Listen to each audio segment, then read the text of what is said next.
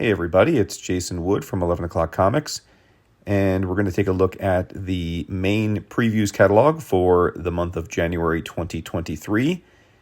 You see an Ed Brubaker and Sean Phillips graphic novel on the cover.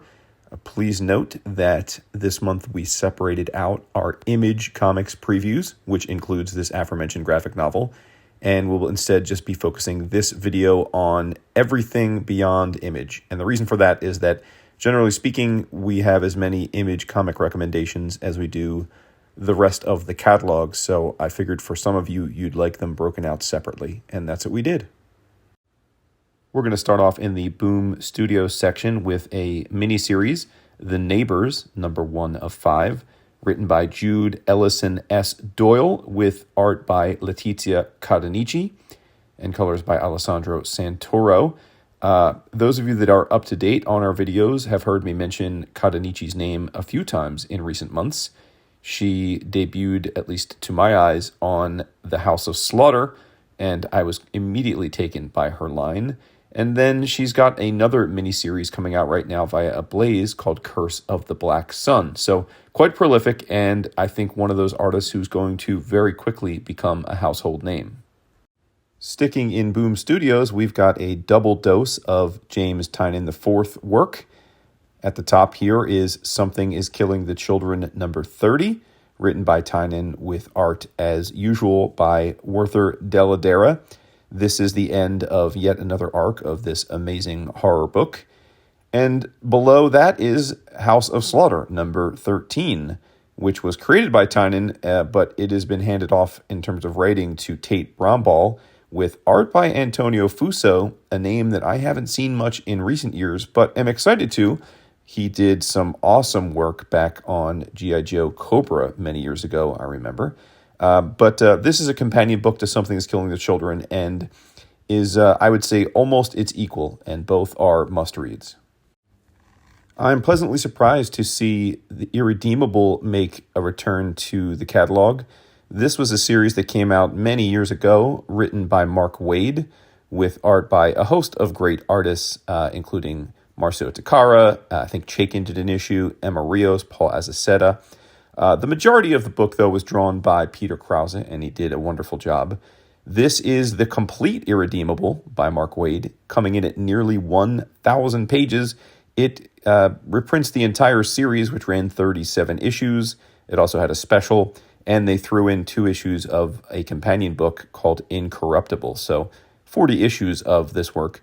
This, for those who weren't familiar, was Mark Waid's take on basically evil Superman. A character called the Plutonian, effectively Superman, goes evil. And I mean really, really evil. If you know Mark Waid and how much he adores superheroes, and in particular Superman, you know that this book is going to go in very interesting places.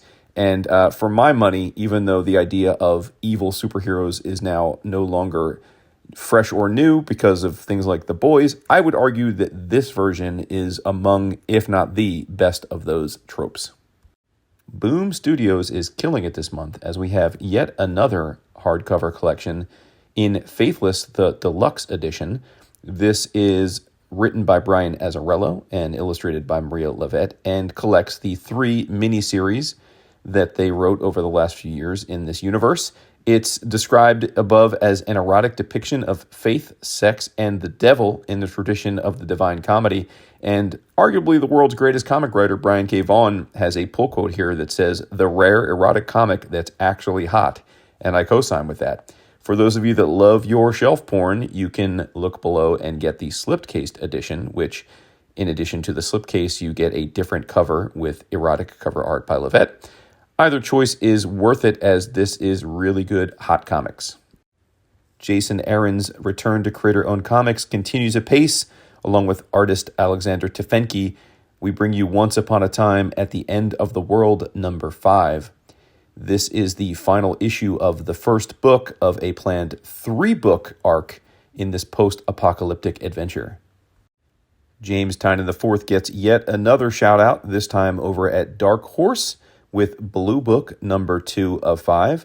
Tynion is joined by artist Michael Avon Oeming in this 5-issue series that looks at strange encounters based on quote-unquote true stories. Few things make me happier in comics than a Matt Kindt written and drawn book, and I double love it when he's focusing on spies, something he's done quite a bit throughout his career. The first issue of Spy Superb hit the stands last week, and it was a banger. Here we've got the third and final issue, written and drawn by Kindt with colors by his wife Charlene. Remember, this is a 48-page comic, so the 3 issues add up to what would typically be a 6-issue miniseries. Either way, this is one you're going to want to have on your shelves in some form or fashion. Ablaze Publishing brings us The Boogeyman, a 184-page softcover collection that collects the 6 issues of the titular miniseries, written by Matthew Salvia with art by one word name Jet, D-J-E-T. Hopefully I'm saying that right. This is a series whose art I noticed as the issues were coming out, but I thought, as Ablaze's want to do, they would put it out in a very nice collection, so I waited and was rewarded. The premise is, what if the boogeyman hiding in the shadows under your bed or in your closet actually isn't evil, but is there to protect you against other monsters? I have enjoyed all of Terry Moore's work from Strangers in Paradise and beyond, but I will tell you that his new series, Parker Girls, is probably my favorite thing he's done since Strangers in Paradise proper. It is a follow-on from that series in a way. It follows Tambi and her group of female espionage agents, but this also does bring back Kachu for the first arc's caper. You'll notice here that we've got the trade paperback of the first 5 issues, which is the first arc. And then below that, we've got Parker Girls number 6, the single issue that starts the second arc. Both should be on your pre-order form. If you've heard of Asylum Press, it's likely because you are a fan of Steve Mannion, as are many of us. Here we've got a new Fearless Dawn miniseries, The Bomb number 1. I believe it is number 1 of 5, and it's going to give us the long-awaited origin story for Fearless Dawn. Yoshiharu Suge is one of the formative pioneers of manga, particularly on the more indie alt underground side. And I know Vince is a big fan of his, as am I. So I'm very excited to see Drawn and Quarterly bring us Nejishiki, which is a collection of some of his most iconic moments from his storied career. We're going to stick with Drawn and Quarterly for 3 more recommendations.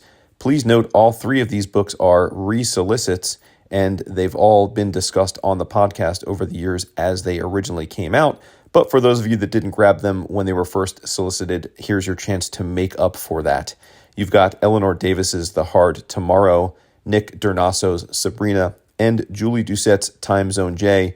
In the case of Time Zone J, I just discussed it on last week's podcast. This was Doucette's triumphant return to comics after 20 years away.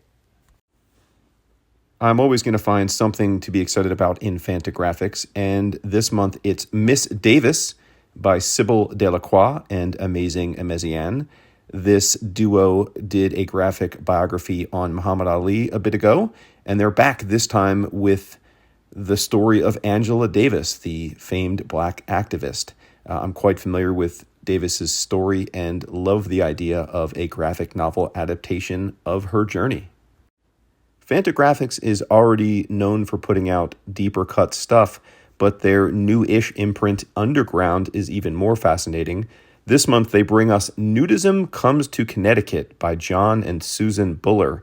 This is a look at a story I'm presuming to be true from the 1920s when a gentleman was looking to create bohemian utopian communities, and that all went belly up in the 1929 market crash. I've been a big fan of Katie Skelly's work for a bunch of years, in no small part thanks to Fantagraphics, who printed her works Maids and My Pretty Vampire in 2020 and 2018, respectively. She's back again with The Agency, which is a collection of sex-positive short stories about a bunch of female secret agents. When I think of Vault Comics, I think of Barbaric, the awesome barbarian set fantasy comic that is one of their big hits, written by Michael Morecci with art by Nathan Gooden, friend of the show. This is the second volume of Barbaric, and we are up to issue number 3. And I would have bought this regardless, but when the solicit tells me that we've got a heist like Ocean's 11, I'm double in. Anytime there's a new Junji Ito collection, it's going to get love on these videos. We've got Tombs, the Junji Ito story collection, which is the next in a long and glorious line of horror anthologies porting over the manga master's work into English.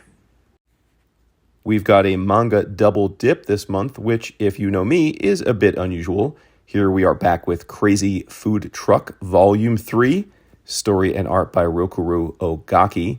This is the final volume of an absolute wild adventure featuring a post-apocalyptic food truck operator and a very mysterious, superpowered young vixen.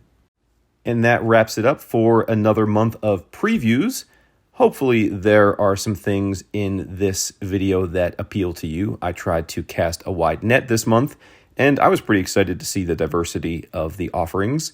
As always, thanks for listening. Please make sure to like this video and share it with your friends. And if you want even more great comics conversation, please be sure to download and listen to our main podcast, 11 O'Clock Comics. You can find it at Apple, Spotify, or anywhere else of your choosing. And if you want even more of us, you can check us out at 11o'clockcomics.com or patreon.com/11o'clockcomics. And last but certainly not least, our Facebook group, 11 O'Clock Comics. Thanks very much, and we'll see you next month.